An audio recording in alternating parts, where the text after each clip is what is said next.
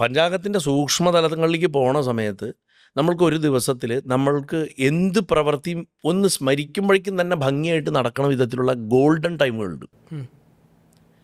നമ്മൾ ചിന്തിക്കുക, ആശയങ്ങൾ, ഐഡിയേഷൻസ് ഒന്നും ചെയ്യാണ്ട് ഇറങ്ങി പണിയെടുക്കണ്ട. ഇപ്പോൾ വീട് വൃത്തിയാക്കുക, അല്ലെങ്കിൽ ഇത്രയും ദിവസമായിട്ട് നേരാക്കാത്തൊരു കടലാസ് നേരാക്കാൻ വേണ്ടി ഒരു സർക്കാർ ഓഫീസിൽ പോവുക, ഒരു ബില്ല് അടച്ചിട്ടില്ല അത് അടയ്ക്കുക. ഇതിന് പ്രൊഡക്റ്റീവായിട്ടുള്ള ടൈമുണ്ട്. ആദ്യത്തെ ഐഡിയേഷനും മറ്റ് വലിയ കാര്യങ്ങൾക്കുള്ളതാണ് ഗോൾഡൻ ടൈം. പിന്നെ പ്രൊഡക്റ്റീവ് ടൈം. പിന്നെ വേറൊരു ടൈമുണ്ട്, മിണ്ടാതിരിക്കണം, വായ മൂടി മിണ്ടാതിരിക്കുക, സൈലൻസിൻ്റെ സമയം. ആ സമയത്ത് നല്ലൊരാശയം അപ്പുറത്തൊരാളോട് പറഞ്ഞാൽ പോലും അയാൾ തെറ്റിദ്ധരിക്കും, അത് വഴക്കാവും, പ്രശ്നമാവും. നിങ്ങളുണ്ടായിട്ടുള്ള വഴക്കിൻ്റെ ദിവസങ്ങളൊക്കെ നിങ്ങൾ എഴുതി വെക്കുന്ന ആൾക്കാരാണെങ്കിൽ ആ വഴക്കിൻ്റെ സമയം പോലും ഓർക്കുകയാണെങ്കിൽ സത്യം പറഞ്ഞാൽ നമ്മൾ റിവേഴ്സ് ഇൻ്റഗ്രേഷൻ ചെയ്ത് കഴിഞ്ഞാൽ പഞ്ചാംഗം വെച്ച് നോക്കിക്കഴിഞ്ഞാൽ നിങ്ങൾക്ക് അറിയാൻ പറ്റും ആ നേരത്തെ എന്തായിരുന്നു അതിൻ്റെ കുഴപ്പമെന്ന്. നമ്മൾ കാലത്തിൻ്റെ പിടിയിലാണ്.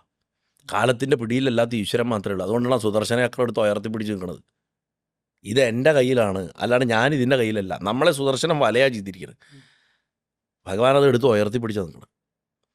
അപ്പം ഈ സമയത്തിനോടുള്ള റെസ്പെക്റ്റ്ഫുൾ അണ്ടർസ്റ്റാൻഡിംഗ് ആണ് പഞ്ചാംഗം. റൈറ്റ്. നൈസ്.